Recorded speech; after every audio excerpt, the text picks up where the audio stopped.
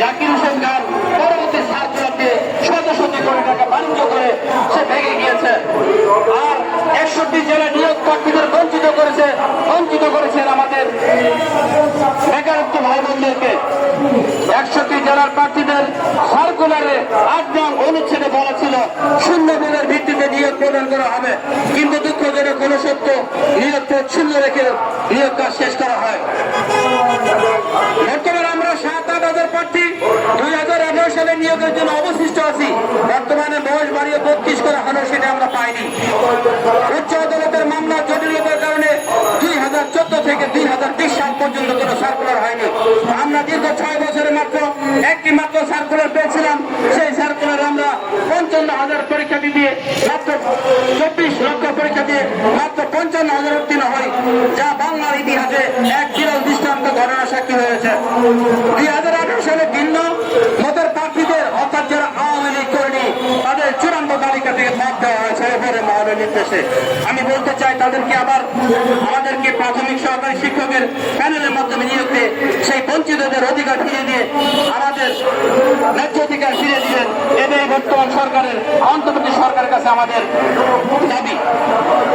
হাইকোর্টে শূন্য পদে নিয়োগের জন্য রুল জারি করা হলো, হাইকোর্টে শূন্য পদে নিয়োগের জন্য সুপারিশ করা হলো, প্রাথমিক শিক্ষা অধিদপ্তর বিশেষ তোয়াক্কা না করে আমাদের নিয়োগ বঞ্চিত না করে জাকির হোসেনের নির্দেশে পরবর্তী সার্কুলার দিয়ে নিয়োগ বাণিজ্য করে শত টাকা কামিয়ে আমাদের বঞ্চিত করেছে।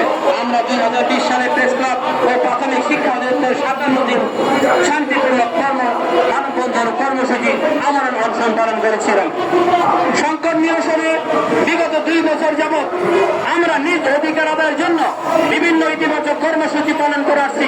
করোনাকালীন সময়ে সরকার কৃষকের পাশে ধান কেটা, বিনামূল্যে শিশুদের শিক্ষাকরণ, মৎস্য নিধন কর্মসূচি, বৃক্ষরোপণ কর্মসূচি, ঘূর্ণিঝড় ক্ষতিগ্রস্তদের পাশে দাঁড়ানো, টিউশনের টাকায় এতিমদের শিশুদের খাদ্য বস্ত্র বিতরণ, বিনামূল্যে পাঠদান, করোনাকালীন সময়ে অনলাইন ক্লাস আয়োজন সহ রাজপথে মানববন্ধন, জেলায় জেলায় মানববন্ধন অবস্থান কর্মসূচি, জাতীয় প্রেস ক্লাবে টানা 57 দিন আন্দোলন সহ অনশন কর্মসূচি পালন করি।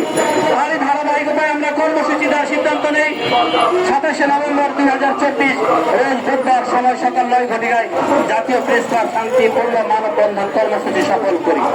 আমরা মানববন্ধন কর্মসূচি শেষ করে আমরা অন্তর্বর্তীকালীন সরকারের উপদেষ্টাদের স্মারকলিপি দিতে সক্ষম হই। প্রধান উপদেষ্টার কার্যালয়, শিক্ষা উপদেষ্টা, গণশিক্ষা উপদেষ্টা, শিক্ষা সচিব, গণশিক্ষা সচিব, স্থানীয় সরকার, পল্লী উন্নয়ন সমবায় উপদেষ্টা, জনপ্রশাসন সচিব ও ডাক টেলিযোগাযোগ তথ্য প্রযুক্তি উপদেষ্টা, মহাপরিচালক প্রাথমিক শিক্ষা অধিদপ্তর স্মারকলিপি দেওয়া শেষ করি 2/12/2024 তারিখ থেকে। স্মারকলিপি দেওয়ার পর আমরা সন্তোষজনক ফল না পেয়ে আমরা সিদ্ধান্ত নিই 26 জানুয়ারি 2025 রোজ রবিবার প্রাথমিক শিক্ষা অধিদপ্তরের সামনে মিরপুর 2 ঢাকা শান্তিপূর্ণ কর্মসূচি